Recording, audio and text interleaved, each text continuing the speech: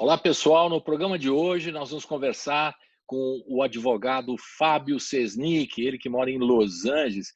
O Fábio Sesnick é especializado em cultura e entretenimento. E, na sequência, nós vamos conversar num papo reto, direto e reflexivo com o músico, arranjador, compositor e cantor Maurício Pereira. Sempre com muita música, online, sem sair de casa, na quarentena. Então, vamos lá. Vamos conversar agora direto de Los Angeles com o Fábio Sesnick, advogado, e que ele fez um trabalho muito legal que eu acabei de ler, é um artigo muito importante, analisando, fazendo uma reflexão de tudo que pode acontecer com a cultura e o entretenimento a partir dessa pandemia. Ninguém sabe o que vai acontecer, na verdade, mas é um momento para reflexão. Tudo bem, Fábio? Obrigado por nos atender aqui. Obrigado você, Oswaldo. Bacana estar no teu programa.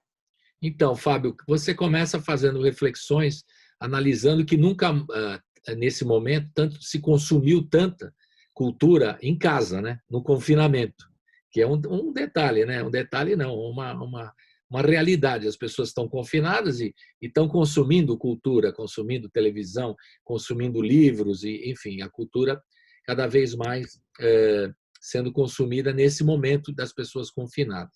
Mas aí você começa a fazer uma reflexão. Eu queria que você fizesse isso com a gente, para a gente bater um papo sobre esse artigo tão legal que você escreveu. Por favor, Fábio. Claro. Eu acho que o confinamento ele traz duas perspectivas, né? A perspectiva do consumo, as pessoas de fato estão mais do que nunca assistindo às plataformas de streaming, Globoplay, Netflix e todas essas, YouTube e tudo mais que estão aí disponíveis. Mas também do ponto de vista da criação, né? Os artistas, os criadores, os escritores, os músicos confinados produzem também, né? E você começa a ver agora toda essa criação sendo feita no conjunto aí da internet, aparecendo e tal, coisas maravilhosas, etc., como a gente vê em outros momentos da história, onde enfim, a pressão aguça a capacidade criativa, né? Então, realmente é muito interessante essa perspectiva. O que eu comentava, que você me provocou para comentar aqui no programa, o artigo trazia, na minha opinião, tem duas linhas do entretenimento que eu acho que vão caminhar talvez em passos um pouco diferentes nessa crise. Uma, o entretenimento ao vivo, e outra, o entretenimento do audiovisual ou as plataformas de videogame, etc.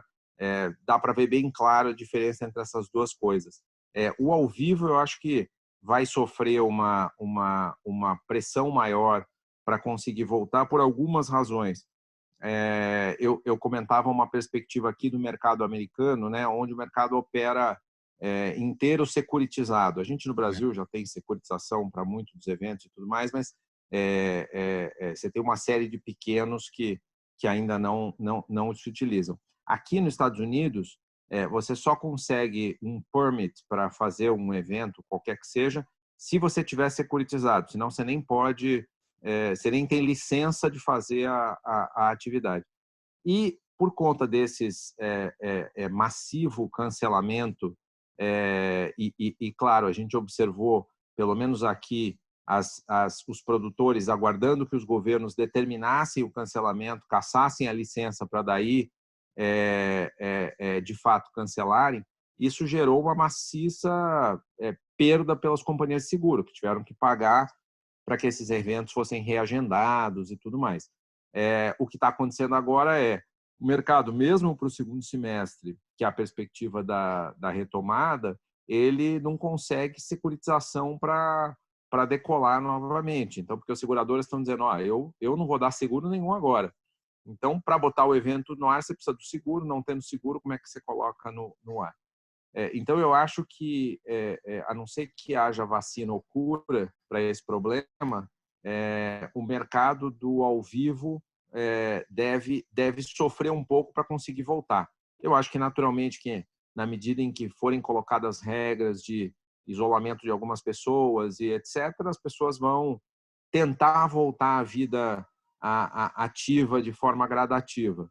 Mas claro que muita gente também vai optar, falar, prefiro ficar em casa, enfim, não quero me expor agora. Quer dizer, você vai pensar 2 vezes antes de tomar uma decisão pro ao vivo. Agora, Pro que Fábio, é, claro. o que estão dizendo também, você falou da vacina ou cura, que é 1 ano e meio. A vacina, a cura, não sei, ou remédios e tal que estão sendo testados, mas a vacina, os técnicos aí e todos os infectologistas estão dizendo que é pelo menos 1 ano e meio. Quer dizer, o prazo aí é longo, né, para que voltem-se as atividades, né? E tem 2 vertentes. Eu conversei com muitos artistas esses dias, estamos conversando aqui através da Rádio Brasil Atual, conversando com muita gente, e eles colocam assim, tem duas percepções. Uma, que quando tudo estiver resolvido, vai voltar todo mundo com muita vontade de estar junto, porque tem essa carência de estar junto e tal. E outros que vão ficar, não, espera aí, não é bem assim, a coisa ainda não está resolvida e tal, e haverá um público muito menor para os espetáculos ao vivo, que eu estou falando, né? Basicamente, festivais, shows, teatro, o entretenimento na Broadway, né? Por exemplo, a gente está falando, você está em Los Angeles, mas aí eu vou para Nova York, na Broadway, por exemplo, aquilo fechou tudo, como é que vai voltar? E aqueles espetáculos sempre lotadíssimos, né? Em Los Angeles, os grandes espetáculos ao ar livre, né? Mesmo assim, e em teatros também, grandes festivais de música, isso tudo vai ser mudado, nada será como antes, como diria a música do Milton Nascimento, né? Não vai mudar tudo. E ninguém sabe como vai acontecer isso, né? Você faz uma reflexão sobre isso que eu acho importante. Então, eu não sei, você acha que vai ter o povo vai voltar com essa carência de estar junto, ou você acha que o pessoal vai ficar, espera aí, não é bem assim, vou segurar a onda aqui? Somente hoje, nos Estados Unidos, é um número de infectados muito grande, né? É um dos Muito lugares grande, mais infectados do mundo hoje, né? Então, já dobrou em relação à China, né? então, é sempre preocupante. Então, esse comportamento a gente não sabe o que vai acontecer de fato. Mas você tem uma ideia de que tudo vai ser mudado no mercado de entretenimento cultural também? É um baita exercício de futurologia, né? Mas, assim, eu acho que a visão... e também, assim, não sou da visão do 880, do tipo, olha, tá tudo acabado e tal.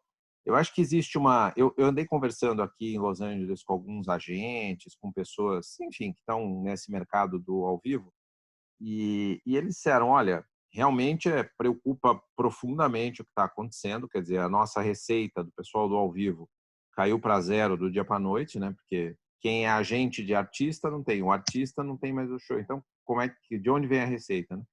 E aí eles disseram, algumas alternativas para os artistas se desenharam, por exemplo, como masterclass, né? Que é um negócio que as pessoas estão acessando muito, quer dizer, aulas de determinados artistas sobre temas, sobre composição e tal. Isso é uma coisa que deve muita gente aderir agora, e de novo, né? Gente produzindo mais conteúdo audiovisual, né? Que eu acho que esse é o que sai primeiro do buraco. Então, isso é uma coisa. A segunda coisa são o que está acontecendo muito também são plataformas tentando fazer streaming de conteúdo ao vivo, colaborações, etc. Então, composições que possam acontecer usando ferramentas como essa, aqui o Zoom, quer dizer, você tem cada um tocando no seu lugar, e você tem hoje tecnologia para, enfim, trafegar um áudio de qualidade e tal, e ter uma performance que é marcada ou tal.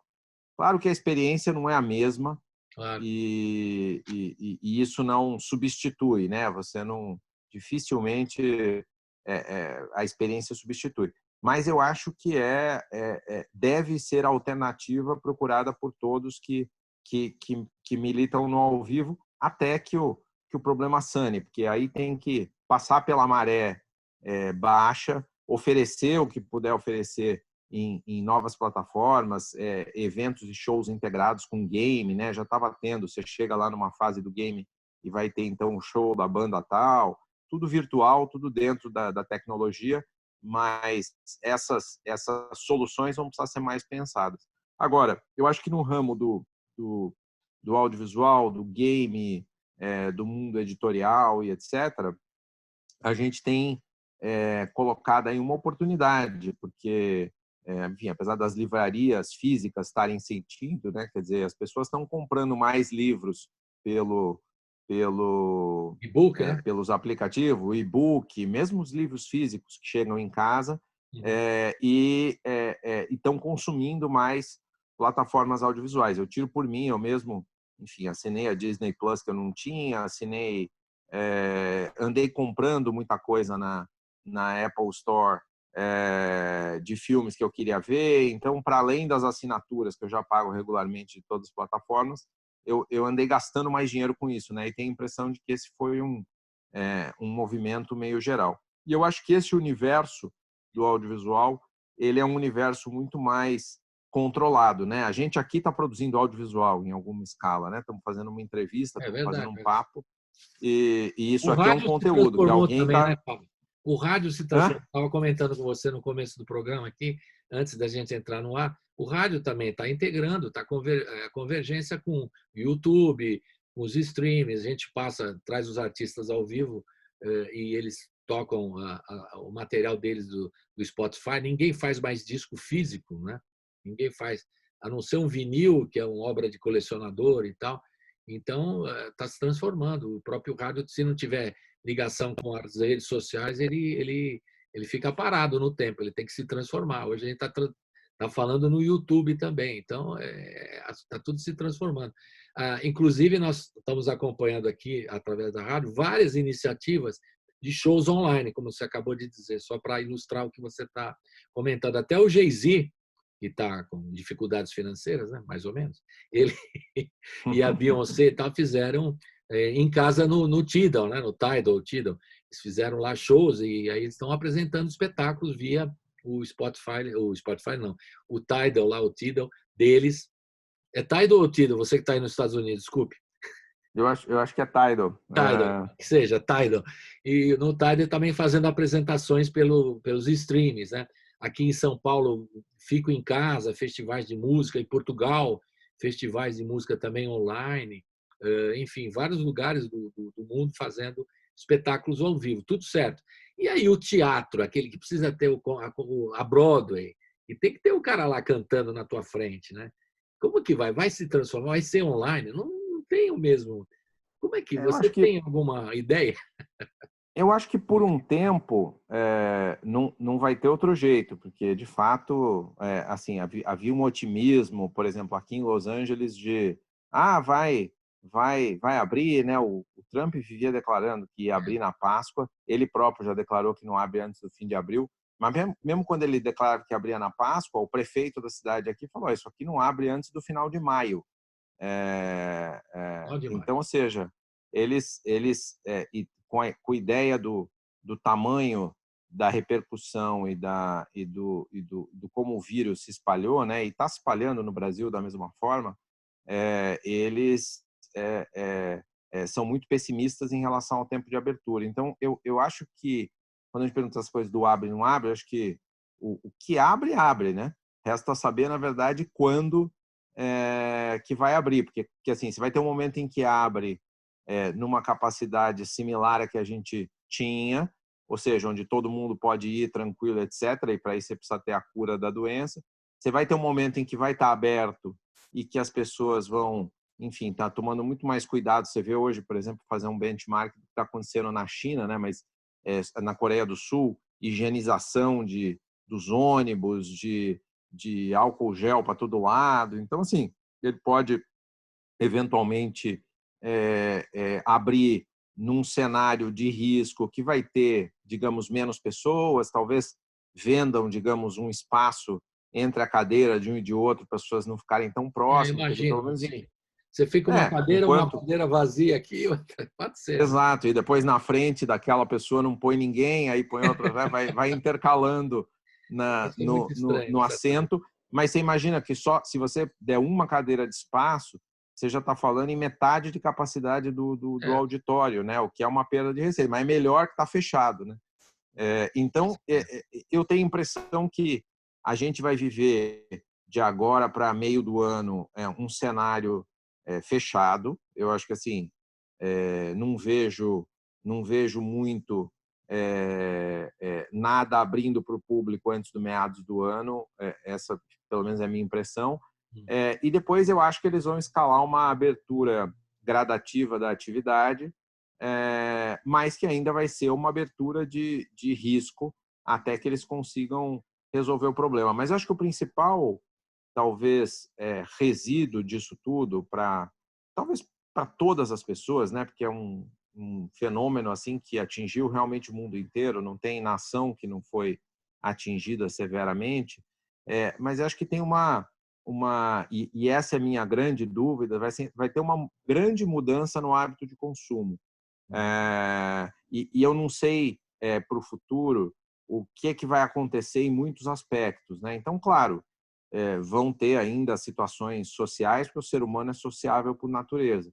Mas eu acho que a pandemia ela está permitindo, na verdade, a sociedade testar uma série de coisas que ela nunca, enfim, teve recursos ou trabalho para testar. Então, por exemplo, como é que funcionaria pessoas em muito maior escala serem educadas à distância?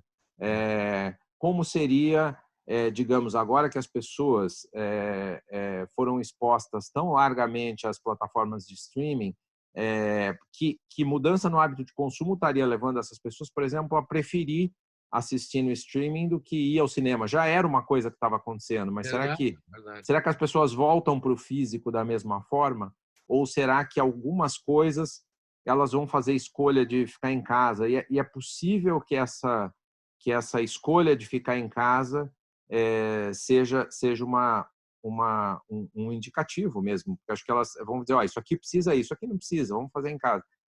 A questão de aluguel de escritório, né? Assim, os mercados imobiliários de locação de escritório muitas vezes subindo, a importância de você ter um escritório para receber o cliente ou para fazer as coisas.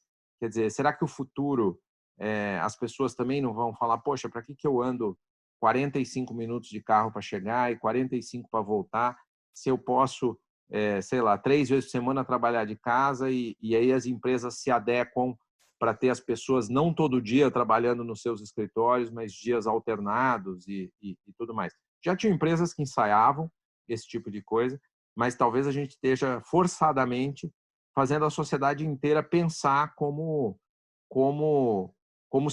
seria, na verdade, isso na prática. Então, é incrível, assim, mas desde o início da pandemia, muitas coisas que, enfim, a gente demandava reunião presencial e tal, tiveram um ganho de eficiência brutal. Eu não sei se isso é um primeiro momento, mas, assim, estou dizendo, para mim, trabalho com contrato, entrego por e-mail, etc., eu gasto menos tempo, eu não preciso ir à reunião com a pessoa lá, eu pego o briefing aqui pelo vídeo, eu elaboro, eu mando por e-mail, ou seja, então o sujeito paga menos porque eu não precisei gastar o tempo de me deslocar, ou seja, eu otimizo o meu tempo, não tem custo de escritório, quer dizer, por enquanto todo mundo ainda tem, porque acho que ninguém saiu se desfazendo dos escritórios, mas você imagina se essa moda do 100% virtual pega, né? Quer dizer, as pessoas vão achatar demais alguns custos e isso vai trazer também algumas crises, né? Crise para coisas que te levavam ao consumo fora, crises para o uso dos espaços de escritório, crise e aí muitas dessas coisas precisam se reinventar, basicamente é isso, né? Como eu estabeleço melhor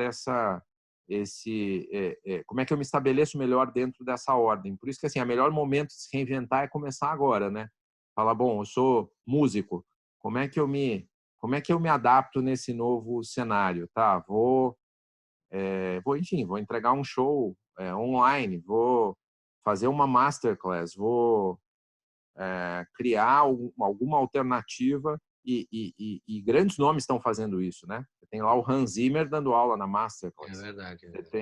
Então, assim, o vídeo e o audiovisual devem e a interação online vão acabar aproximando também muito as pessoas de outra maneira, né? Então acho que em resumo o que eu queria dizer é mudança no hábito gerada pela pandemia. Eu acho que ela vai ser mais forte do que só a perda econômica do período em que a gente ficou parado. Eu acho que a gente vai precisar estar preparado para saber qual é essa nova way of life dessas pessoas que ficaram esse tempo confinadas, né? Se elas vão sair correndo pela rua dizendo quero agora me socializar, ou se elas vão falar assim, cara, tá tão bom na minha casa que essas coisas eu vou preferir passar a fazer daqui. Não, é legal ficar em casa, mas também o tempo todo não é fácil, né? Quando você está confinado, você percebe, né? Que, por exemplo, tem muita coisa aqui. Eu tenho um estúdio aqui, um escritório, né? De trabalho e tal, de música e tudo mais, onde a gente faz a programação aqui com todos os colaboradores da rádio. É muito divertido trabalhar e pesquisar e tal. Mas quando você é obrigado a ficar aqui, eu gosto de ver a música ao vivo, o músico tocando, ao vivo, que a gente fazia na rádio isso o tempo todo, né? E isso não vai ser possível. O próprio programa, o nosso programa, que chama-se A Hora do Rango, que acontece na hora do almoço, a gente vai ter que pensar nele, né? E a rádio toda, pensar a rádio do jeito de cobertura e tudo mais, né? E você tem algum informe aí nos Estados Unidos, em Los Angeles, se há algum apoio de cultura do governo Trump? Se bem que o governo Trump, vamos contar uma história também, é complicado, mas ele parece que já está dando uma renda básica à população, né? Eu tenho um sobrinho que mora aí nos Estados Unidos, ele está aguardando, porque ele está sem emprego agora, está aguardando, parece que é $1.200, eu não sei, né? Se é por aí. Exato. E há um apoio também à indústria, essa indústria tão forte americana do entretenimento, da cultura, da música. Existe algum apoio para esse pessoal que trabalha montando produções, palco, o pessoal que trabalha, sabe, lá na Broadway. Eu estou falando da Broadway porque eu estou com a cabeça na Broadway, mas a Broadway é um exemplo de profissionalismo, né? Tem o cara da luz que trabalha lá perfeitamente, o cara do contra-regra, o sujeito do som. Isso só no espetáculo, né? Que você vê por trás do que eu já vi, o trabalho que é feito por trás, né? É muita gente que não vai ter trabalho, né? Existe um apoio do governo? Você já ouviu sobre isso? Tem alguma informação? Olha, eles estão tentando colocar linhas de crédito, etc., tudo geral, assim, nada que eu tenha visto específico para esse mercado. Existem companhias que lançaram linhas que, inclusive, atendem de alguma forma também ao Brasil, que são empresas globais, né? A Netflix, por exemplo, anunciou um fundo de $100 milhões para justamente atender esse cara, quer dizer, toda essa turma que trabalhava criativamente nos sets, etc., para poder, de alguma forma, ajudá-los no período do confinamento. Então, algumas empresas lançaram isso.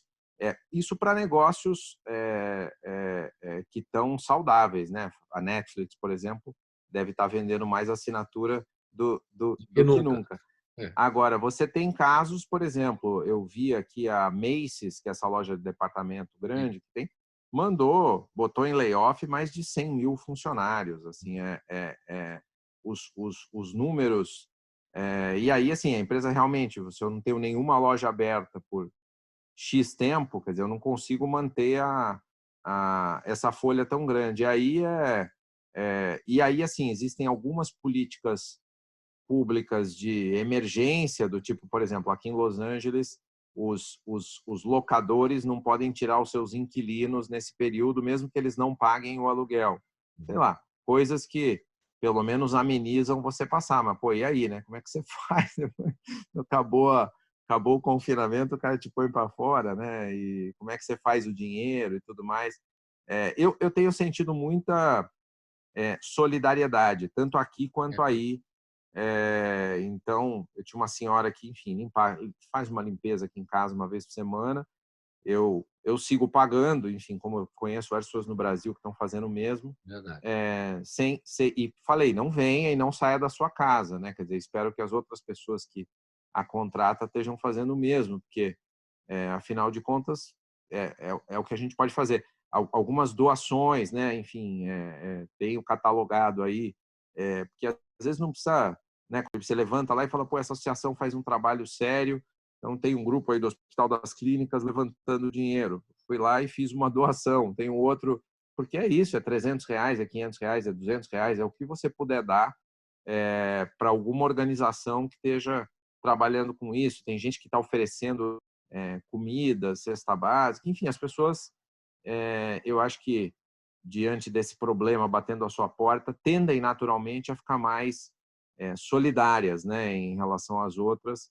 Talvez também o vírus tenha trazido, espero eu que tenha trazido um pouco mais de humanidade para todo mundo, né, porque somos frágeis e precisamos nos ajudar, né, como sociedade e tudo mais. Então, aquela coisa do mundo crescendo e aquela exigência do mercado de que ele tem que crescer aquele percentual estrondoso todos os anos, se superando a cada ano, os nossos recursos naturais, eles têm uma capacidade, né? Ou seja, esse crescimento de PIB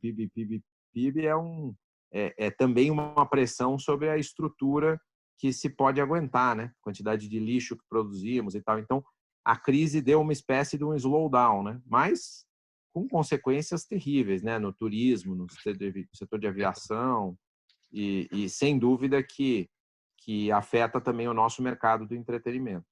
Que também representa o PIB, né, da economia também muito forte no Brasil aqui, nos Estados Unidos também, né?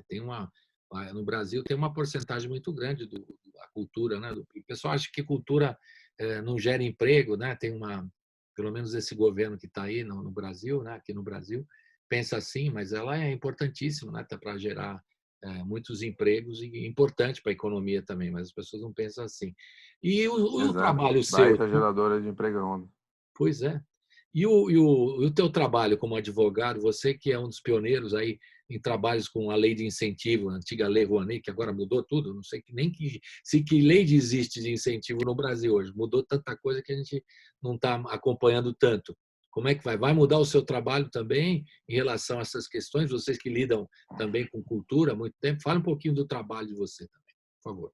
Olha, eu acho que vai mudar como vai mudar o de todo mundo, né? Acho que assim, num primeiro momento, o trabalho do advogado no, ele existe na bonança e na tristeza, pelo menos num primeiro momento da tristeza, né? Então, assim, agora essa fase foi uma fase, por exemplo, de muitos cancelamentos de shows ao vivo, de produções de audiovisual, de produções de teatro.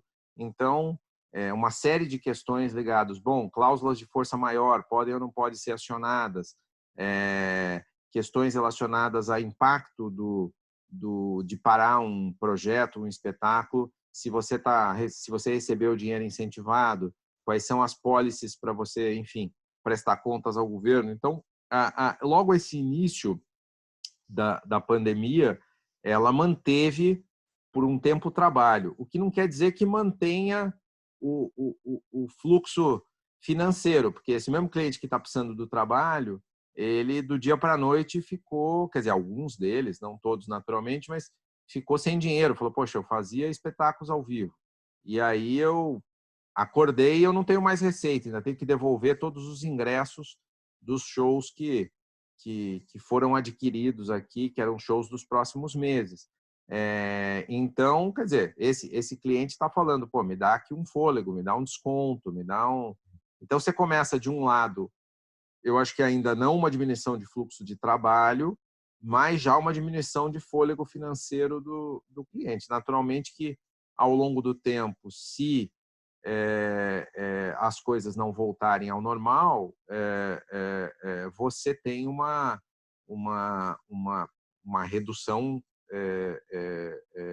e não vai ter muito jeito de faturamento também nesse período.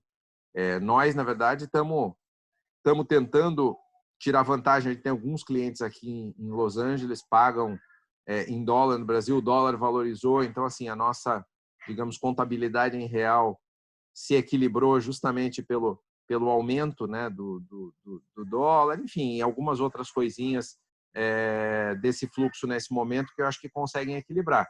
Mas estamos acompanhando, quer dizer, criamos um comitê de acompanhamento de cada passo e estamos trabalhando para nos adaptar a essa nova lógica, né? A lógica do webinar. Fizemos agora, por exemplo, segunda-feira, um webinar para discutir imigração e negócios nos Estados Unidos e como é que são as questões legais para trazer as produções para cá e tudo mais. E foi um sucesso, assim, tinha um monte de gente acompanhando. Essa plataforma do Zoom é ótima para isso. É A verdade. gente fez o live no Facebook, tinha um monte de gente ao vivo. E depois, assim, você olha, depois de 24 horas, milhares de visualizações daquele conteúdo, tal. Então, a gente também está aprendendo a como manter o nosso cliente informado, o mercado informado, e com isso tentar apoiar, digamos assim, o mercado nessa transição e ao mesmo tempo gerar demandas e tal. E sendo criativos, né? Qual é o tipo de conteúdo que vai acontecendo? A gente trabalha com alguns YouTubers, por exemplo, estão indo super bem, né? As pessoas estão assistindo mais e tal. Verdade, Então, verdade. eu acho que nem todo segmento está em crise. Acho que o que depende da produção, o que depende da presença física, mas assim, tem gente editando audiovisual, né? Coisa que você faz no computador e tudo Verdade. mais, enfim, não é uma coisa que necessariamente demande. O que estão prejudicados, os espetáculos, os shows e as produções que dependem de estúdio, essas realmente estão sofrendo aí temporariamente, mas acho que não, assim, tão logo você tenha condições de pelo menos testar em massa, porque hoje tem uma dificuldade do teste, né, da Covid, mas tão logo você consiga testar em massa, eu acho que você já consegue colocar algumas produções no ar de volta, né? Porque você consegue garantir mais ou menos um ambiente seguro para fazer. Tudo dentro de um time, mas um pouco antes do ao vivo, pelo menos, que vai ser muito mais difícil testar todos os seus espectadores do que simplesmente uma produção de um determinado show, né? Por exemplo, o show, o James Bond ia ser lançado agora, vai ser só para colocaram para o fim do ano. E é um filme, né, que já está pronto e tal, mas eles não querem botar no cinema, né, por enquanto. Eles querem esperar para botar em outra data. Então, muita gente postergando para o fim do ano, mas no fim do ano também vai juntar muitos espetáculos e tal. E as pessoas estão preocupadas com isso também. E nós aqui em São Paulo, principalmente, que temos um apoio, você conhece muito bem aqui o trabalho do SESC, temos um amigo em comum, o Fernando Fialho, e o SESC, por exemplo, a gente está preocupado, porque o SESC talvez não tenha fôlego para manter essa estrutura que eles fazem. Porque o SESC é um verdadeiro oásis, né? Porque tem espetáculos de infantis, espetáculos de teatro, de música, a um preço popular que leva o povo a ir ver os espetáculos e espetáculos de qualidade. Então, é uma outra estrutura de cultura que nos preocupa aqui também, que poderá ser muito afetada também. Como é que você vê, por exemplo, Exato. que não é de privado, né? Do Sistema S, né? O caso do Não, SESC. o SESC é um serviço público da máxima relevância, né? E eu acho que o trabalho que o SESC faz em São Paulo é incomparável, assim, o disparado, dos melhores serviços públicos que a gente tem em termos de programação, em termos de, de tentar passar o comerciário ao cidadão que atende o pensamento crítico, né? É uma instituição de tirar o chapéu, e o Fernando, o Danilo e o Ivan, os amigos todos lá fazem um trabalho excepcional. Eu acho que estão sofrendo, né? Tem aí uma MP que ataca a receita do Verdade. Sistema S para a questão da pandemia. Eu acho que não só o Sistema S, mas o mundo, o mercado, todos os setores vão sofrer. E é difícil que não sofram, né? Verdade. Agora, Fábio, para encerrar aqui a conversa, sabe que aqui é um programa de música, nós estamos falando de cultura, de música e tal, e eu deixo você escolher um clipe que você goste, uma música brasileira. Não sei se você está com saudade da música brasileira, ou se ouve muita música brasileira aí em Los Angeles, mas aí eu deixo por sua conta aí você escolher um clipe ou alguma coisa que você acompanha, porque as pessoas hoje estão dando dicas, né? Um bom livro para ler, um CD para ouvir, um filme para ver, então você também pode escolher uma música aqui no final da nossa entrevista. Fique à vontade. Não, bacana, poxa, que privilégio, né? Eu me lembrei ali ontem, né, que tinha um funcionário do Corpo de Bombeiro tocando no trompete, Vinícius de Moraes, né? Não sei se você viu, um episódio lindo lá no Rio de Janeiro, e eu acho que seria super bacana aí um dos temas, né? Do Vinícius, do Tom, que eu acho que são grandes ícones da música e muito bacana.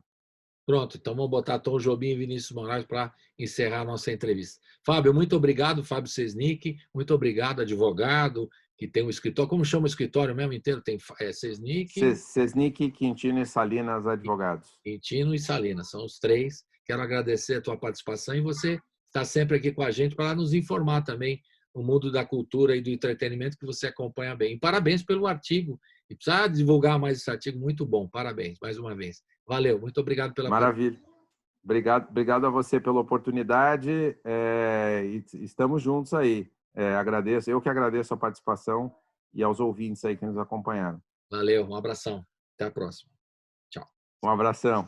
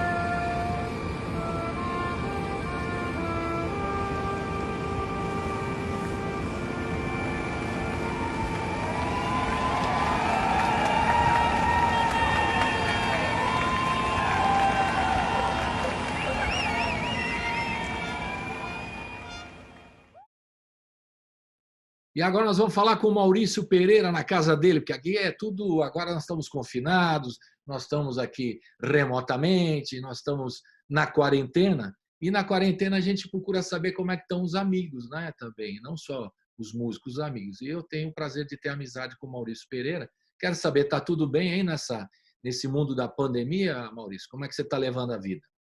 Oi, Colibri, oi, queridos ouvintes, né? Eu estou bem, casualmente, porque eu tenho a casualidade de fazer um trampo online que ele é fora da música, que é a locução publicitária. Verdade. E ele está me segurando, porque a propaganda não para, né? É engraçado porque, então, eu assim, financeiramente, eu estou trabalhando e recebendo, né? E emocionalmente, eu estou preocupado com o grau de contágio, porque eu tenho um pai de 90 anos que eu tomo conta dele, e estou preocupado num país de 210 milhões de habitantes que tem um governo central que joga contra o país. Então é isso. Mas o meu caso, o meu caso pessoal, ele é fora da curva. Quando o Brasil está indo bem na economia, sei lá, que ele abriu Collor, Fernando Henrique, Lula, pá, eram épocas que eu estava muito duro, que era difícil eu ganhar, porque não tinha espaço para eu trabalhar. E os últimos anos, com esses trabalhos de fora da música, e a gente vai falar isso depois, como é difícil um músico independente sobreviver só de música, né? Claro. Alguns trabalhos de fora da música, começaram nos últimos anos a me sustentar. Então, eu estou inteiro aqui. Segurando. Mas aí da família, é importante saber também que o Maurício tem a Lu, que é professora, que está dando aula remotamente. Tem o Chico, que é da área de música, é compositor, cantor, instrumentista. Tem o Tim Bernardes, que não mora com você mais, né? Mora aqui. Não mora mais aí. E a Manu também que trabalha com Manuela locução. Pereira, ela tem um canal no Instagram chamado Epifanias Noturnas. Legal. E olha, é um material muito legal, cara. É uma pensadora pop, assim. O Chico mais novo, está começando agora. Eu vejo que ele tem feito lives, né?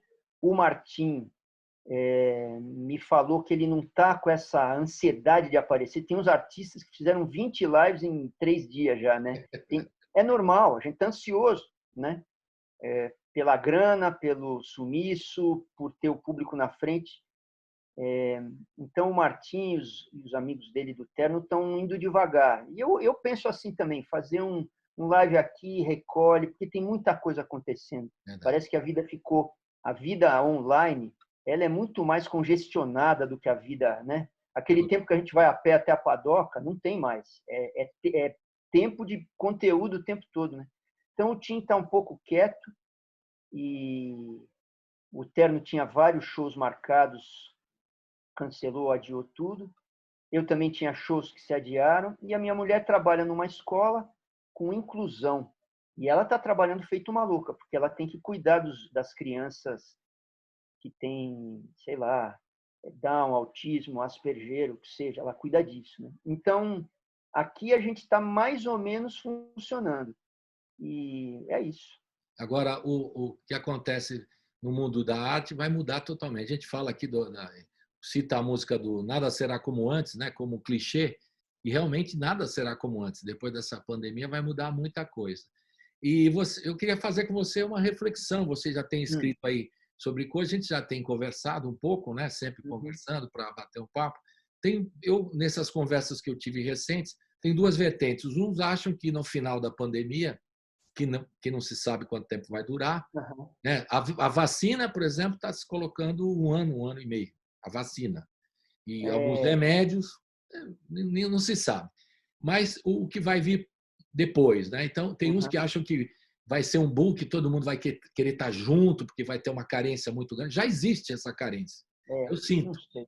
Né? Não sei. E outros acham que o show ao vivo, o cara fala, acho que não, vou ficar em casa, estou com medo, parará. Vários tipos de vertentes. Qual que é a sua linha aí? Nessa? O que você acha que vai acontecer nesse exercício Olha, de reflexão aqui? eu acho que na estrutura, eu acho que não muda muito. A vida da gente, que é artista independente, ela sempre foi difícil. Sempre foi difícil ter acesso ao público. Sempre foi difícil sobreviver de bilheteria e de direitos autorais e conexos. Sempre foi. A gente está sentindo a falta, muitos sentem a falta da lei de incentivo, do SESC, do CCBB, do Itaú Cultural. A gente está sentindo falta do subsídio, né? As instituições que trazem subsídio, elas pararam, porque às vezes você faz um show subsidiado numa virada cultural e ele banca 4 shows que você vai tomar preju. Eu acho que isso não muda. Eu acho que não muda no estrutural, por quê? Vamos pensar o Brasil que a gente vive, né? Um país de 210 milhões de habitantes. A renda é muito concentrada. Então, vamos dizer, mais da metade da população deve ganhar o quê? 3 salários mínimos? A gente está vendo isso agora, né? Quando eles querem distribuir os benefícios para quem é assalariado, de baixa renda ou quem é informal. É um país com muita informalidade. É um país com a renda muito baixa. É um país com acesso à educação ainda muito ruim, né? O que gera mercado para a arte, na minha opinião? É um país que tem classe média. Mas classe média não é uma família ter uma renda de 3 mil reais. Uma família ter uma renda de, sei lá, de 10, 12, 15 mil reais. Uma família de 4 pessoas, né? Porque dá para... E você ter o Estado que assiste essa família, ou seja, você ter água, esgoto, habitação, saúde, educação, né? Que é a educação que gera público com curiosidade para ir ouvir coisas diferentes e não só os grandes vendedores, né? Nada contra os grandes vendedores. Tem que ter o cara que vende e toca 10 milhões de vezes no streaming. Mas tem que ter, aí é que eu digo, bilheteria e direitos para o cara que toca 100 mil vezes no streaming. Meu sonho de artista é não precisar de lei de incentivo. Ela é importante, do jeito que o Brasil é. Mas o meu sonho é viver do meu direito, da minha bilheteria, né? Então, o que mata o show business? Show. Business é o business, negócio. Por que a arte não é um business no Brasil? Porque não tem população com dinheiro para consumir. Dinheiro e informação, né? Para consumir a grande variedade de artistas que a gente tem. Então, eu acho que o showbiz brasileiro, de raiz, ele é inviável, cara. Se você... Agora eles estão cortando o Sesc. Eu acho completamente errado cortar o Sesc. Mas também não dá para a gente depender de instituições no grau que a gente depende. Mas a gente depende, não é como diz esse governo aí, que acha que artista é um bando de vagabundo colado na lei de incentivo. Não. A gente precisa da lei de incentivo porque não tem mercado consumidor, cara. Não tem mercado para consumir arte. Um país de 210 milhões de habitantes não tem 150 milhões de consumidores que paguem R$ 50 no ingresso, que vão no museu, que comprem livros. O Brasil inteiro tem menos livraria do que Buenos Aires, né? Então, eu acho que cultura como negócio no Brasil é inviável. Vamos botar isso no contexto. Não estou dizendo que cultura é inviável. Eu estou dizendo que quando a gente fala que um negócio é viável, ele tem que ser viável para todo mundo, não é para meia dúzia de caras, né? É claro que tem livrarias ou artistas ou instituições para as quais é viável, mas tem que ser viável para todo mundo, para qualquer garoto, garota ou garote que lance um disco, que tenha um show, que escreva um livro, que faça artes plásticas ou teatro. Não, a gente tem que sobreviver da bilheteria, cara. Um país que não sobrevive da bilheteria tem que parar e pensar. Então, para mim, o Brasil, começando do zero, se não distribuir renda e se não tiver muita educação, se as pessoas não estudarem pelo menos até o colegial, de graça e bem, não tem como o mercado da arte ser viável. Nesse sentido, não é que eu sou pessimista. Eu posso estar falando um monte de asneira. Eu acho que eu sou realista. Eu acho que estruturalmente é difícil viver de arte, é mais difícil ainda durante o isolamento e vai seguir difícil depois. A gente vai depender de subsídios para botar 50 pessoas num teatro num país que tem 210 milhões de habitantes. Eu acho o fim da picada. Enfim, eu acho triste, mas bora nós, a gente não para de lutar, né? Agora, o Maurício, muita gente agora apelando para o online. Você foi um dos pioneiros a fazer coisas online, né? Pelo seu jeito de buscar as novidades e estar ligado também em falar com o seu público, né? Você começou a fazer uma transmissão lá para trás, na internet. Também acompanhei uma outra que você fez no Centro Cultural recentemente, né? Em Você 2016. fez 2016, enfim. É. Então você já está. E muita gente agora está achando que o canal para o músico hoje, pelo menos, é fazer shows online. Só que eu não sei como é que vai ser o business, como você falou. Porque o show pode ser feito pela internet, mas o business não se sabe como vai ser. Você tem alguma pista de como se pode resolver ou poder ajudar todos os músicos, a sua família de músicos também? Como é que vocês estão conversando sobre isso? Então, olha, eu tenho... depois eu vou contar a história lá do show online que eu fiz em 1996. Isso foi lá para Mas eu trás. quero começar pelo fim da sua pergunta. Imagina que a gente está falando aqui pelo Zoom, pelo Skype, pelo N programas, que a gente, né, o Instagram, o Facebook, o Twitter, todos têm canais para a gente falar ao vivo, fazer shows, se comunicar com o público, né? É um mundo com muita tecnologia. E eu acho, eu sou um cara de humanas, eu não sou um programador de computador, mas para mim parece óbvio que você fazer um live e ter um botãozinho escrito pague, contribua, doe no programa é a coisa mais simples do mundo. Sim. Né? O Instagram, o Facebook, ou mesmo outras plataformas, colocarem um botão doe, pague o ingresso, pague seu ingresso. Isso é a coisa mais fácil do mundo. Você se cadastra, põe a sua conta, o cara vê seu show, aperta um botão e te paga. Cara, isso é muito fácil. Eu vejo que estão começando a aparecer, agora depois de quase um mês que a gente está preocupado, deve ter umas 10, 15 dias de de quarentena, de confinamento, eu já vejo muita gente falando em plataformas que vão lançar maneiras de fazer o show ao vivo, online, com pagamento. Isso é bom. Eu acho que isso é uma coisa que vai ficar. Vai ficar, vai ser vai ficar para o futuro. Mas eu acho que nada substitui o show ao vivo. Para mim, pelo menos, poder encostar na pessoa, né?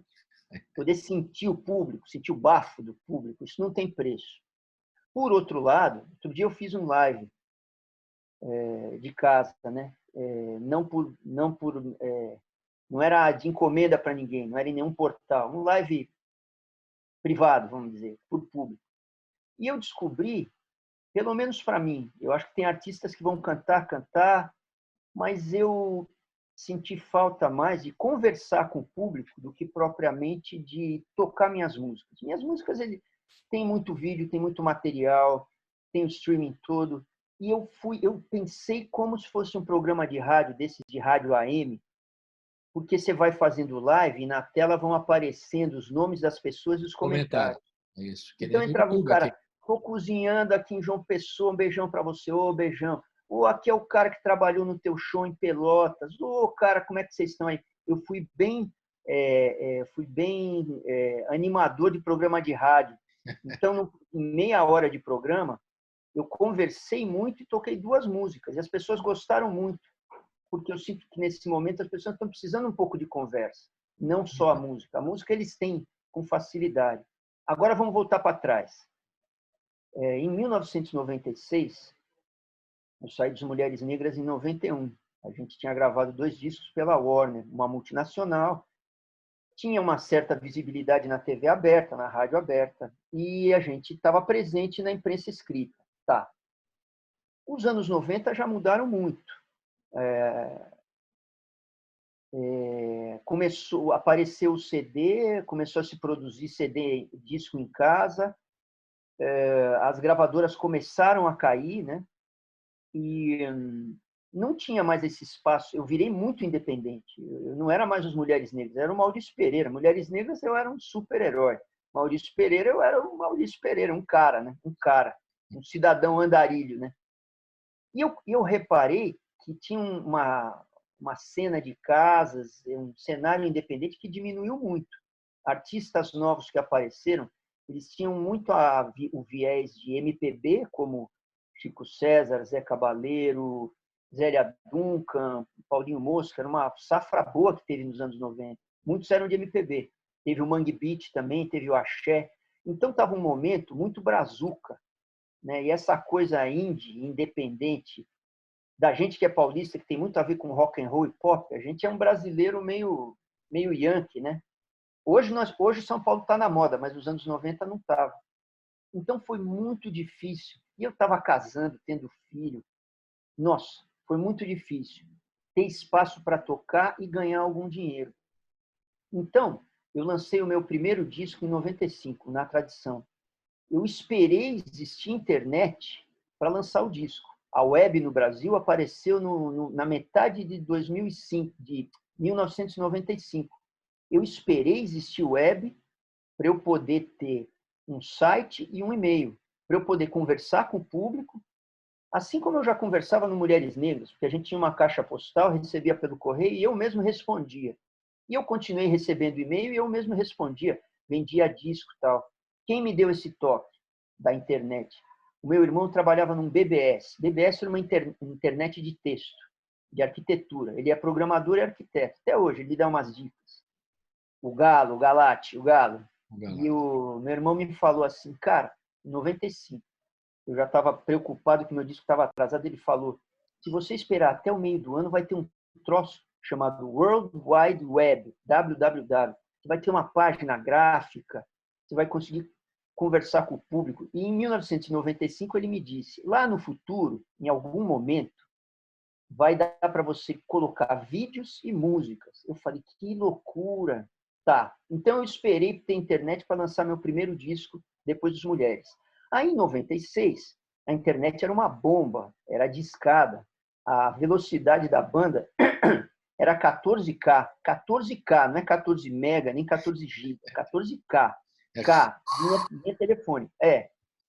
Aí eu tinha o Macintosh e o Apple funcionava mal, porque a internet era pensada para o Windows. Então eu falei, eu vou até meu provedor de internet. A gente tinha que ter um provedor de internet para mediar o acesso da gente. Aí eu fui lá, pessoalmente, porque era uma bomba o meu acesso.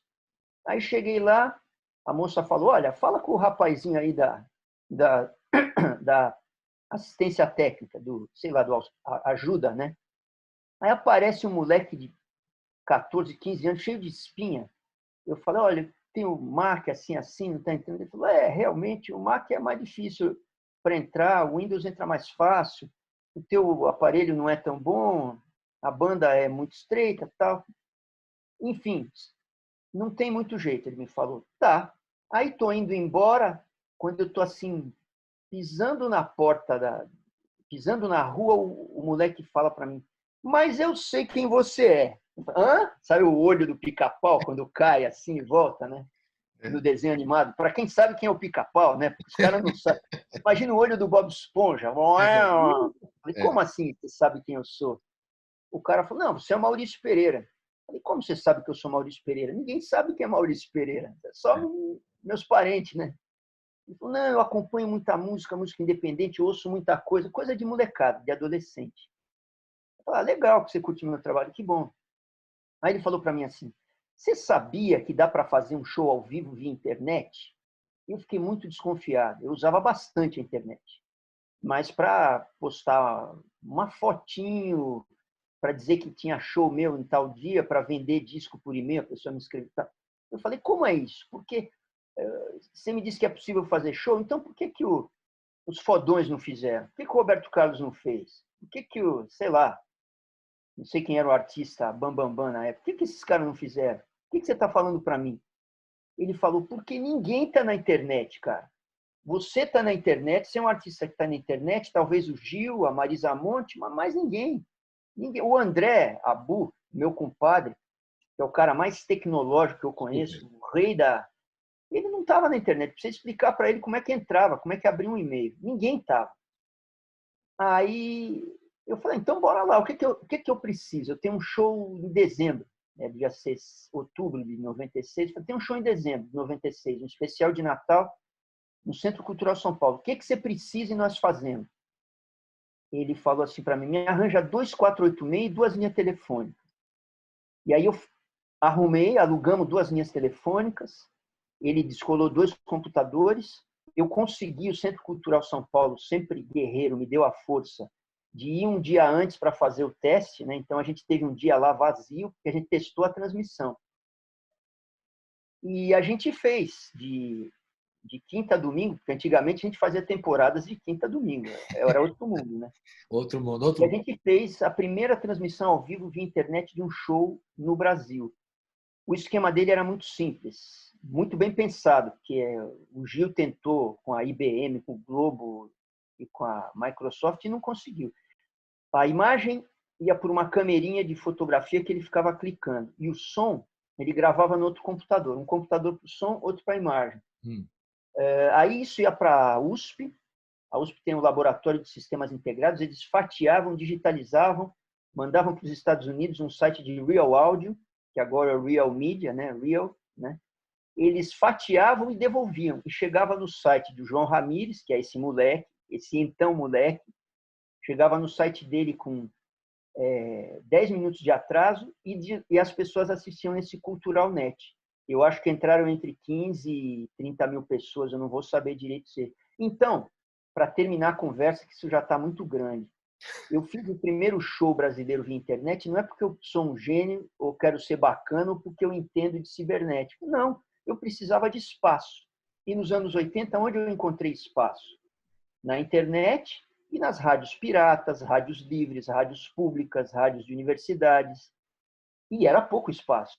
Mas eu fui buscar espaço, porque eu não conseguia ter acesso à TV aberta nem à rádio aberta.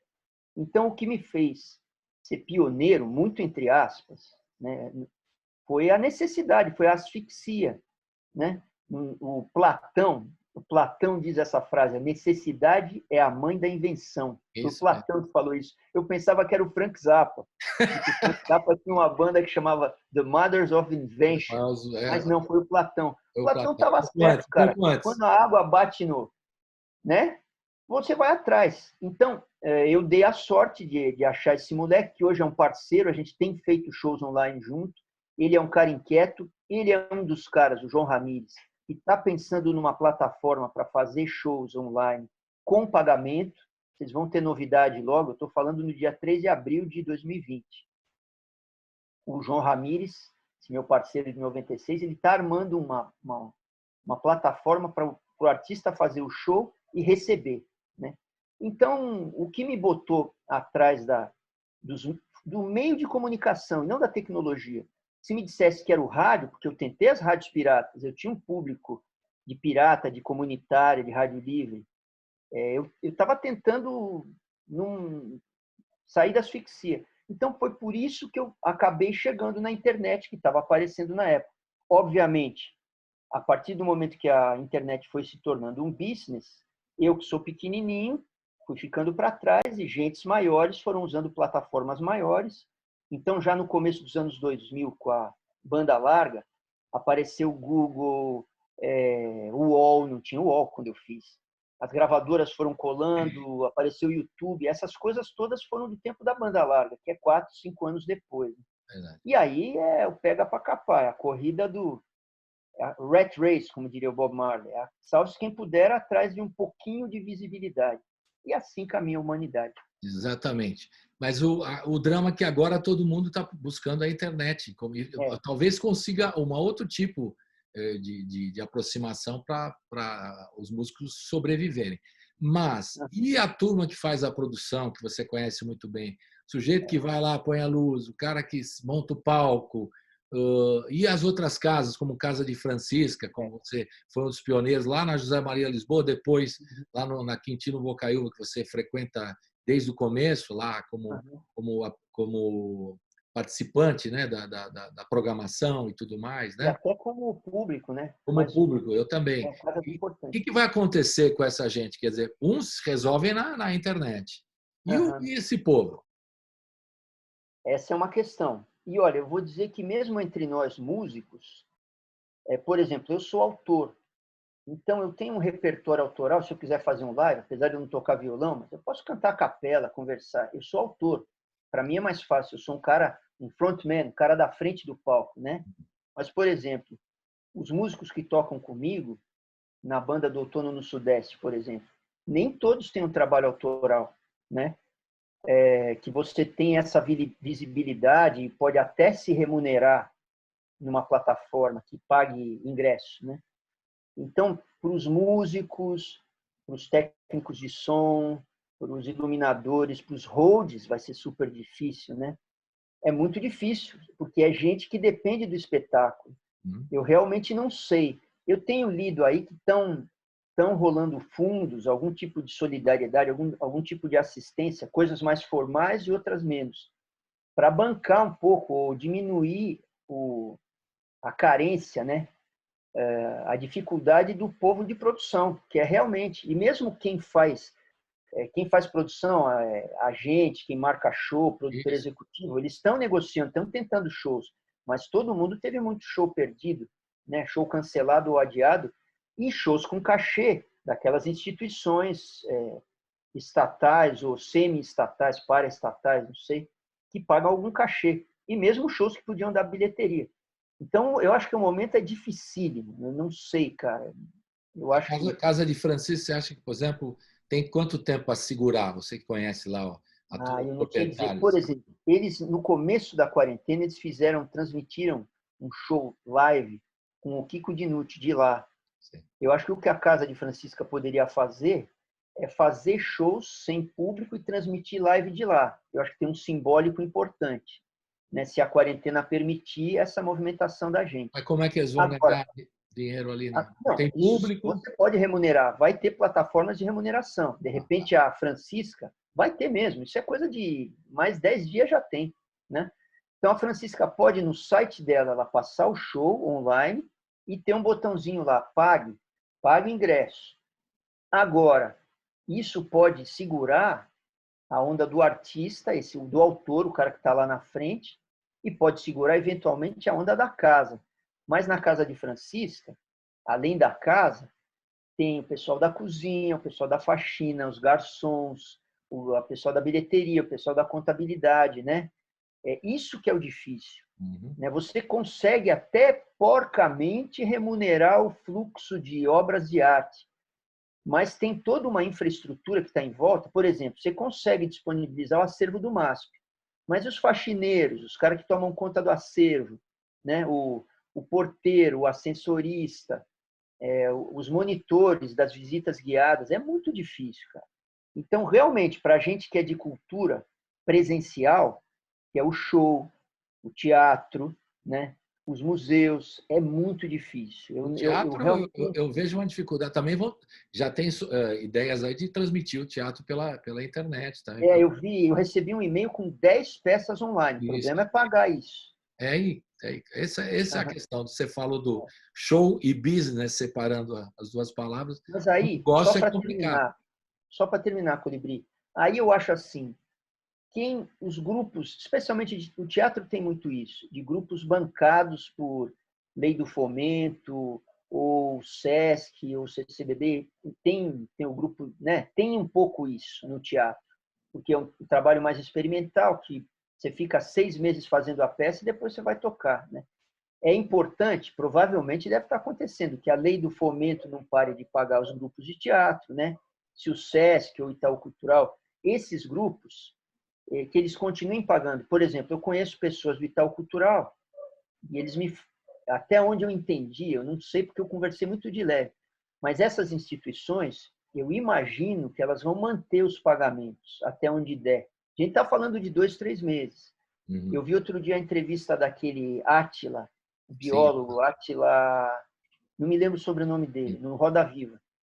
Ele diz assim, biólogo. Isso, biólogo. Ele falou, o confinamento pode durar 2 meses, 2 meses e meio, vamos dizer que vai até o fim de maio ou meio de junho, mas o resto do ano a gente vai ter que se recuperar de algum modo, né?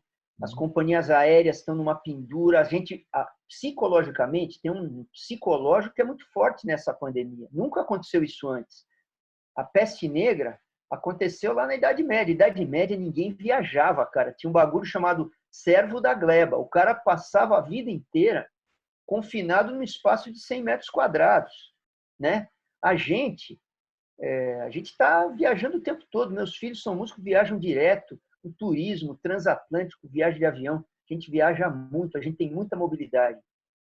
E isso vai ser afetado. Seja porque as aéreas vão estar desfalcadas, vão estar sem grana, seja porque as pessoas vão ficar com um pouco de medo e os países vão se defender, porque o contágio volta, né? Então, mesmo que acabe a pandemia, o confinamento, a gente vai viver um segundo semestre meio imprevisível. Por exemplo, pode ser que seja bom, porque as populações vão prestar atenção nos artistas locais. Então, para uma cidade, Araçatuba, ou Cascavel, ou Campina Grande, ou sei lá onde, Santarém, pode ser que a população local vá assistir artistas locais, porque o deslocamento vai ficar mais difícil, porque a gente vai ter mais barreira sanitária, né? Então é meio imprevisível o que vai acontecer. Então, a tua pergunta foi sobre o povo de apoio, né? Eu não sei o que vai acontecer, cara. Eu estou tentando, eu tenho uma reserva. Eu guardo sempre uma reserva. Faz 30 anos, desde o tempo do Mulheres Negras, eu tenho uma caixinha. Essa caixinha, basicamente, vai bancar o meu vinil, que está preso na prensa. Ele está parado lá. E, de repente, esse dinheiro do vinil eu adianto para os meus músicos que tiverem mais duros nesse meio tempo, que é um dinheiro que eu não vou usar comigo. Eu vou usar, não vou gastar ele. E nem eu falei, eu estou tendo o privilégio de trabalhar nessa quarentena. Então, eu acho que se tem artistas ou instituições que podem ajudar em volta, é o que nós podemos fazer, até a gente entender qual é o tipo de auxílio formal, ou do Estado, ou das instituições. Mas é difícil. Para quem não é o frontman, é mais difícil. Nós temos que reinventar também o rádio, né? Por exemplo, o Hora do Rango, que você participou desde o princípio, tem 4 anos o programa. a gente tem que repensar nele, porque ele tinha um contato direto com o músico, vocês tocavam ao vivo. A última vez que você foi no carnaval, você levou a banda completa. Um negócio incrível, né? Foi muito legal. E vai ser muito difícil fazer o programa que eu fazia daquele jeito.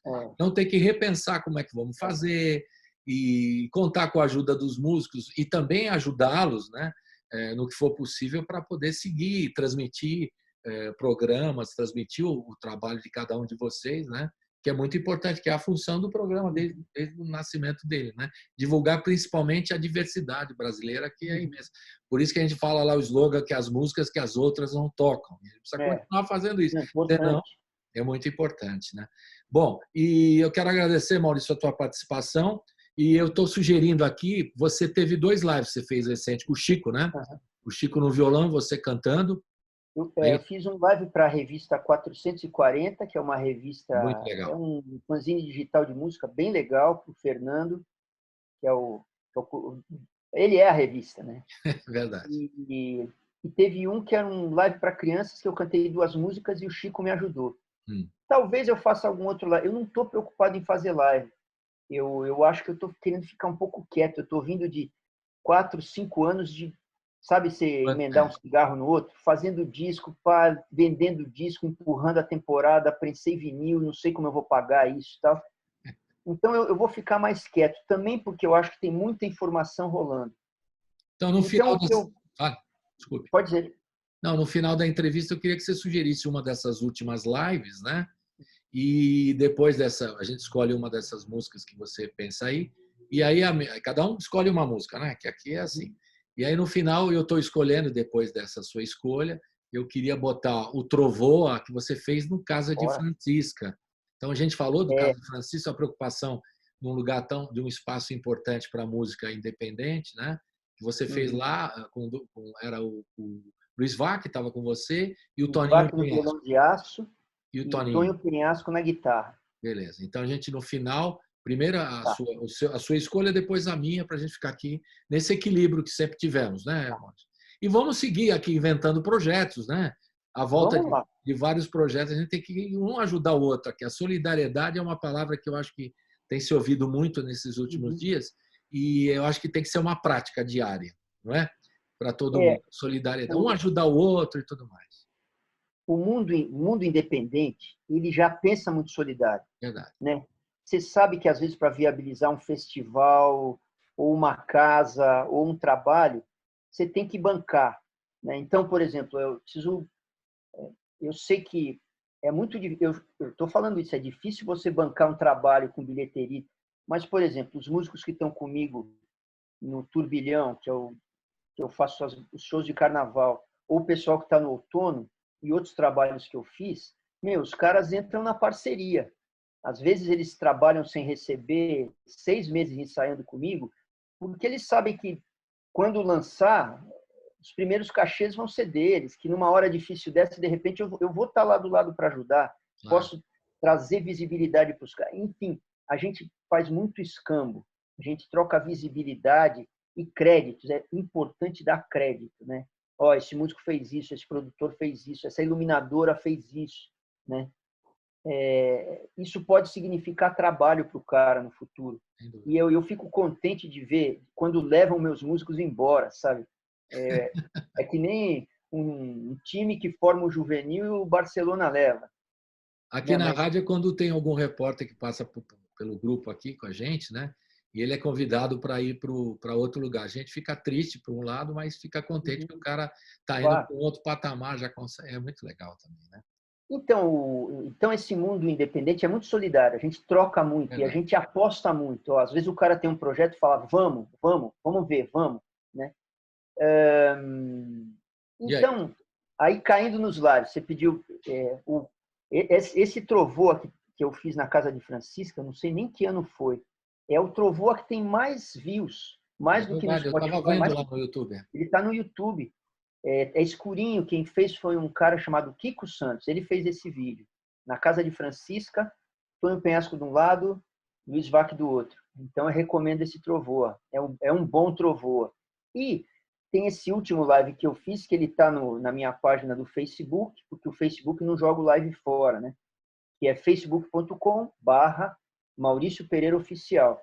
E lá tem esse live de meia hora, em que eu conversei muito com o público e cantei 2 músicas com meu filho Chico Bernardes do lado. Gostei muito do live, fiquei satisfeito. Ele tem muita conversa, deu para conversar com o público, né? E é isso. E quase que eu ia dizer assim, nesse momento de ficar em casa, é um momento para ouvir rádio. Olha, ouve o podcast, assiste live, streaming, o escambau. Ouve rádio, cara. Você tem um rádio pequeno, vai com ele para a cozinha, lava prato, ouve a notícia. O que é legal do rádio? É que você não é dono, cara, do que vai tocar. Você não manda, você não é um mimado que só toca o que você quer. A gente tem que surpreender você, o ouvinte, né? Isso. Então, você põe lá na Brasil Atual, você vai ouvir coisas que você não imaginava. Ou na Eldorado, que tem uma programação interessante, tem a Roberta Martinelli. Ou a Rádio Cultura, daqui de São Paulo. Tem muita rádio interessante para você descobrir. Rádios públicas no interior, tem um monte de coisa interessante. E mesmo rádios bem comerciais, tem horários. Na Antena 1 de noite toca um tipo de música de black music muito legal, né? Sei lá, tem muita coisa para se ouvir no rádio. E o rádio tem essa coisa de estar ao vivo, que dá para você conversar. Tem muito programa que o programa escuta o ouvinte, né? Então, acho que é uma boa chance para ouvir rádio. E no Brasil se faz muito rádio bom. Certo, Colibri? Vamos continuar. Então, das músicas dessas da live, você quer escolher uma música específica? Porque tem a conversa, a gente já teve a conversa aqui com você. Que música você escolheria com você, com o Chico? Eu acho que vamos ouvir Responde Visconde, que eu compus para o Visconde Sabugosa e que eu e o Chico improvisamos bastante em cima dela. Legal. E depois, então, o Visconde responde, e depois o Trovoa, que é um clássico reflexivo do Maurício. Aliás, é o clássico do Maurício Pereira, né? Cada vez mais. Uma música daquele tamanho, ela bateu no coração das pessoas e as pessoas abraçaram. E eu fico contente de ter feito uma música que tem essa função, né? Que nem diria o Eli Correia, o radialista Eli Correia, é uma música que deu um beijo no coração do ouvinte. Essa é boa. Rádio AM. É isso aí. Agora, o que é mais legal dessa música, que toda vez que eu ouço, com a Jussara Marçal também, com várias outras interpretações além da sua... Banda mais bonita da cidade. Várias. Paulo Monarca de Andara, Maria Gadu, maravilhosa, várias versões. Isso, várias versões, mas eu sempre ouço você lá. É incrível isso, né? Porque é você, o seu jeito de refletir, de pensar a vida, no dia a dia, o cotidiano que você trabalha tão bem, descrevendo nas suas músicas. Pode cantar qualquer um, mas eu vejo você sempre na música. Isso é a minha sensação. Você está sempre na música. Isso que é uma música, por isso que faz muito sucesso, né? Tem a sua cara e o seu jeito de refletir, né? E pensar um pouquinho sobre a vida, né? E a gente está pensando aqui, está me ajudando a pensar um pouquinho o que vai acontecer para o futuro. Espero que a gente resolva tudo isso da melhor maneira possível e vamos reinventar tudo, né? E conversar e ser solidários. É isso aí. Vamos bater um pouco de papo, que eu acho que a gente que é artista, que é um servidor público, em última análise, porque a gente faz um trabalho público, precisa estar perto.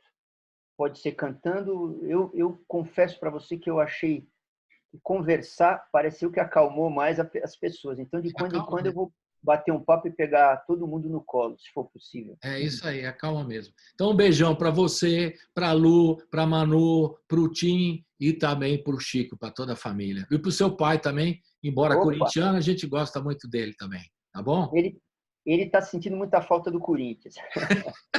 Um beijão grande, um beijo para os ouvintes e vamos para frente, vamos segurar aí. Vamos segurar se a onda. cuidar. Fica em casa. Até a próxima. Tchau. Bora, nós vamos lá.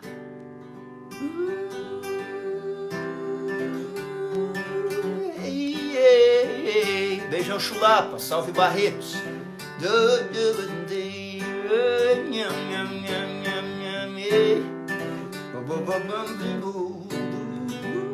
Diz quando eu começo. Responde, Visconde, se a ventania vai voar na minha cabeleira, feita a tesoura da cabeleireira. Responde, Visconde, se a raiz quadrada transforma a árvore no labirinto onde trepa a molecada. Responde, Visconde, Qual é a fórmula do pó de pirlim-pim-pim? Responde, Visconde, responde, Visconde. Qual é a fórmula do pó de pirlim-pim-pim?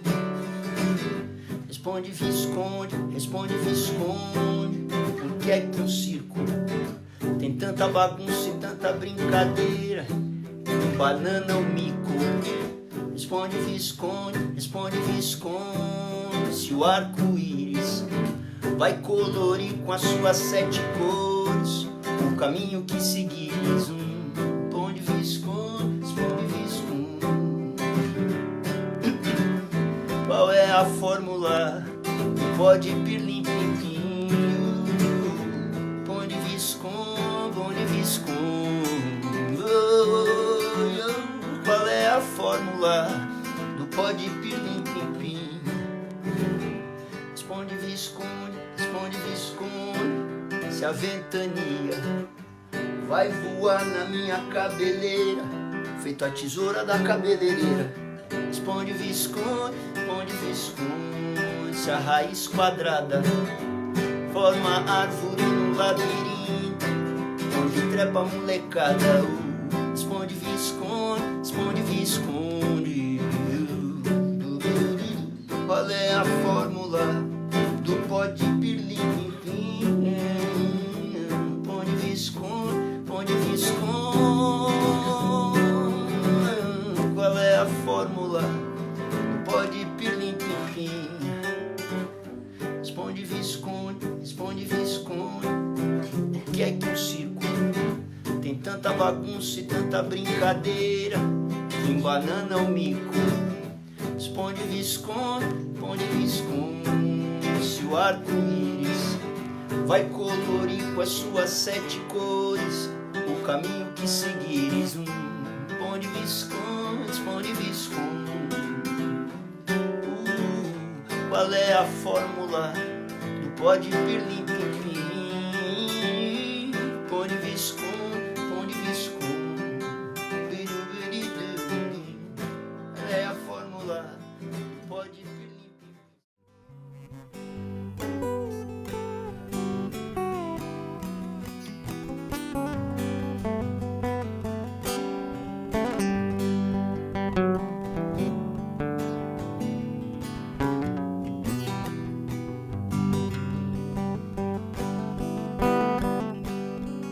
Minha cabeça trovoa, sob teu peito te trovo e me ajoelho, destino canções pros teus olhos vermelhos, flores vermelhas, Vênus, bônus, tudo que me for possível, ou menos, mais ou menos, me entrego, ofereço, reverencio a tua beleza, física também, mas não só, graças a Deus você existe.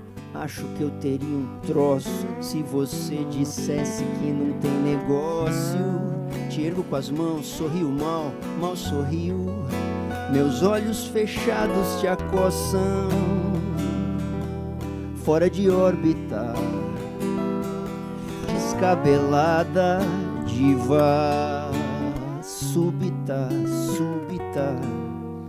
Seja meiga, seja objetiva, seja a faca na manteiga. Presinto como você chega ligeira, vasculhando a minha tralha, bagunçando a minha cabeça, metralhando na quinquilharia que carrego comigo, clipes, grampos, tônicos, toda a dureza incrível do meu coração, feito em pedaços.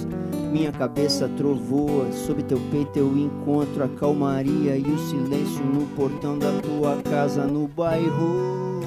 Famílias assistem TV, eu não, às 8 da noite. Eu fumo um Marlboro na rua como todo mundo. Como você eu sei, quer dizer, eu acho que sei. Eu acho que sei. Vou sossegado e assobio, e é porque eu confio em teu carinho. Mesmo que ele venha num tapa e caminho a pé pelas ruas da Lapa, logo cedo, vapor, acredita. A fuligem me ofusca, a friagem me cutuca. Tijuca, nascer do sol visto da Vila Ipojuca. O aço fino da navalha me faz a barba, o aço frio do metrô, o halo fino da tua presença. Sozinha na padoca em Santa Cecília, no meio da tarde soluça, quer dizer, relembra, batucando com as unhas coloridas na borda de um copo de cerveja. Resmunga quando vê e ganha chicletes de troco, lembrando que um dia eu falei, sabe, você tá tão chique, meio freak, anos 70, fica comigo. Se você for embora eu vou virar mendigo, eu não sirvo pra nada, não vou ser teu amigo, fica comigo. Minha cabeça trovoa, sob teu manto eu me entrego ao desafio de te dar um beijo, entender o teu desejo, me atirar pros teus peitos. Meu amor é imenso, maior do que penso, é denso, espessa nuvem de incenso, de perfume intenso. O simples ato de cheirar-te, me cheira a arte, me leva a Marte, pra qualquer parte, a parte que ativa a química, ignora a mímica e a educação física.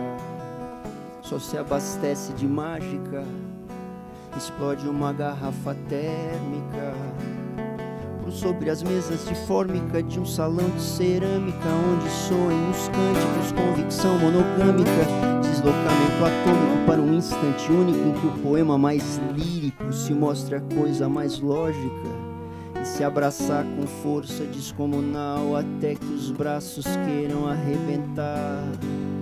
Toda a defesa que hoje possa existir por acaso queira nos afastar. Esse momento tão pequeno e gentil e a beleza que ele pode abrigar. Querida, nunca mais se deixe esquecer, aonde nasce e mora todo o amor.